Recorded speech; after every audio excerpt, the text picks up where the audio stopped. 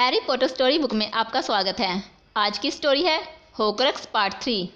इससे पहले की स्टोरी में मैंने आपको बताया था कि डंबलडोर हैरी को लेकर समुद्र के पास एक गुफा में होक्रक्स को ढूंढने के लिए जाते हैं, लेकिन वहां से मिला होक्रक्स नकली होता है। इसके बाद हैरी, रोन और हरमाइनी होक्रक्स को नष्ट करने के लिए ढूंढ रहे थे। तब वो सीरियस के घर में छिपे हुए थे, क्योंकि सीरियस के जाने के बाद अब हैरी इस घर का मालिक था। हैरी सीरियस के कमरे से बाहर निकलता है और सामने के दरवाजे पर उसे रेगुलस आर्क्स ब्लैक लिखा दिखता है और वह समझ जाता है कि यही है RAB। यह वही नाम था जो लॉकेट के अंदर मिले नोट से मिला था, जो हैरी और डंबलडोर को समुद्र के पास वाली गुफा से मिला था। हरमाइनी को याद आता है कि 2 साल पहले जब सीरियस ने इसे ऑर्डर ऑफ फीनिक्स का हेडक्वार्टर बनाया था, तब सफाई के दौरान उन्हें एक लॉकेट मिला था जो किसी से भी नहीं खुल रहा था और उसे इन्होंने फेंक दिया था। हैरी को याद आता है कि क्रीचर सामान को फेंकने से बचाने के लिए किचन की अलमारी में छिपा कर रख देता था। वह किचन की अलमारी देखते हैं, वहाँ उन्हें कुछ नहीं मिलता। तब हैरी क्रीचर को बुलाता है, क्योंकि हैरी अब क्रीचर का भी मालिक था और उससे लॉकेट के बारे में पूछता है। अब क्रीचर उन्हें बताता है कि उसने उस लॉकेट को संभाल कर रखा था, पर मंडंगस फ्लेचर ने उसे चुरा लिया। इसके बाद हैरी क्रीचर से पूछता है कि तुम उस लॉकेट के बारे में जो भी जानते हो सब कुछ बताओ, और वह रेगुलस ब्लैक के पास कैसे आया। इसके बाद क्रीचर उन्हें बताता है कि 16 साल की उम्र में रेगुलस वोल्डेमॉर्ट के दल में शामिल हो गया था। 1 साल बाद रेगुलस ने क्रीचर को बुलाया और कहा कि शैतानी शहंशाह को एक घरेलू जिन चाहिए, इसलिए तुम उनके पास जाओ। तुम उनका काम करना और घर लौट आना। क्रीचर वोल्डेमॉर्ट के पास जाता है। वोल्डेमॉर्ट ने उसे नहीं बताया कि क्या काम करना है।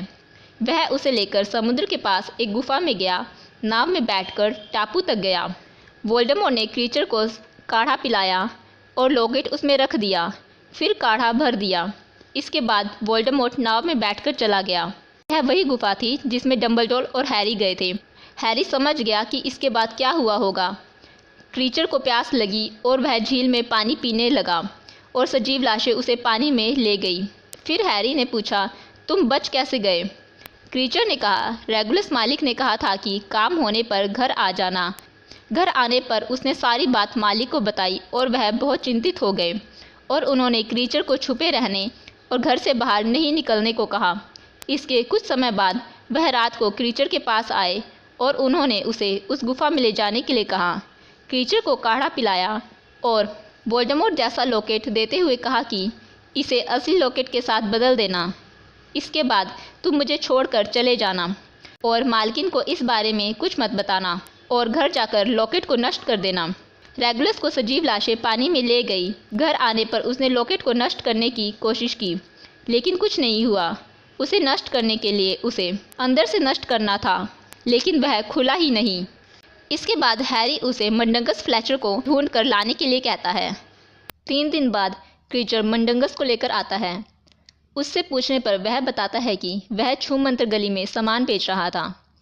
तब मंत्रालय की एक औरत ने उससे जादुई सामान बेचने का लाइसेंस मांगा और जुर्माना करने की बात कही, लेकिन उसे वह लॉकेट पसंद आ गया, इसलिए उसने मुझे छोड़ दिया। वह उन्हें बताता है कि वह देखने में नाटी खूसट औरत थी जिसके सिर पर बो लगा था। वह देखने में मेढकी जैसी थी। इसके बाद वह समझ जाते हैं कि वह लॉकेट अम्बरिज के पास है, लेकिन मूवी में दिखाया गया है कि मंडंगस दैनिक जादूगर में अम्बरिज की फ़ोटो दिखाता है। इसके बाद वह तीनों लगभग 4 हफ्तों तक जादुई मंत्रालय के बाहर से जासूसी करते हैं और काफ़ी योजना बनाने के बाद वह भेस बदल काढ़े की मदद से मंत्रालय के अंदर जाने के लिए तैयार होते हैं और खुद को फ्लश करके मंत्रालय के अंदर पहुंच जाते हैं और वह अम्बरिज से लॉकेट भी ले लेते हैं। लेकिन बाहर आने से पहले ही मंत्रालय में पता चल जाता है कि मंत्रालय में घुसपैठ हुई है, इसलिए वह बाहर जाने के सभी रास्ते बंद कर रहे होते हैं।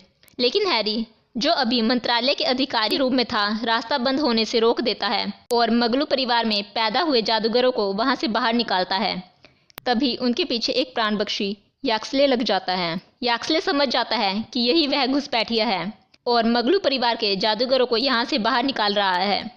रोन पहले बाहर निकलता है और हैरी उसके बाद हरमाइनी के साथ वहाँ से निकलता है। टॉयलेट से निकलने के तुरंत बाद ही याक्सले भी वहाँ से बाहर आता है। तभी हैरी रोन और हरमाइनी का हाथ पकड़ता है और वहाँ से अंतर्ध्यान होता है। वह सीरियस के घर के बाहर उतरता है, लेकिन अचानक वह फिर से अंतर्ध्यान हो जाता है।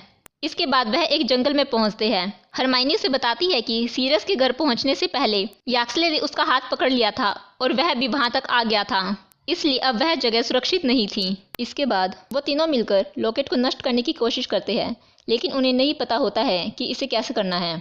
इसलिए वो तीनों बारी बारी से लॉकेट को पहनते हैं, लेकिन लॉकेट की शक्ति से रोन परेशान होने लगता है, जिस तरह से डायरी की शक्ति जिनी को करती थी, और वह उन दोनों को छोड़कर चला जाता है। उसके जाने के बाद कोई भी रोन की बात नहीं करता है। एक दिन बातों बातों में हरमाइनी रोन का नाम लेती है कि कुछ समय बाद रात में हैरी को एक रोशनी दिखाई देती है और उसका पीछा करते हुए जंगल में बहुत अंदर चला जाता है। वह रोशनी स्नेप का पितृदेव थी, जो कि एक हिरनी थी। वह हैरी को गरुड़ द्वार की तलवार तक पहुंचा देती है। वो तलवार एक जमे हुए पानी के कुंड में होती है, लेकिन हैरी जैसे ही उसे लेने के लिए पानी में जाता है, लॉकेट की शक्ति हैरी को मारने लगती है, क्योंकि वह जानता था कि तलवार से वह नष्ट हो जाएगा। लेकिन रोन उसे वहां से बचा लेता है और तलवार को भी वहां से बाहर निकाल लाता है। हैरी रोन से लॉकेट को नष्ट करने के लिए कहता है, लेकिन रोन मना कर देता है। हैरी के बार बार कहने पर वह तैयार हो जाता है। हैरी सर्प भाषा में बोलता है और लॉकेट खुल जाता है। लॉकेट में 2 आंखें दिखाई देती है, जो वोल्डेमॉर्ट बनने से पहले टॉम रिडल की थी।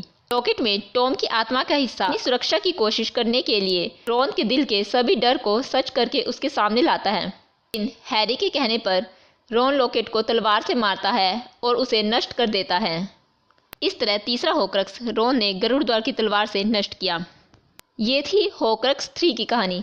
अब मैं आपसे अपनी अगली स्टोरी में मिलूंगी, होक्रक्स पार्ट 4 के साथ।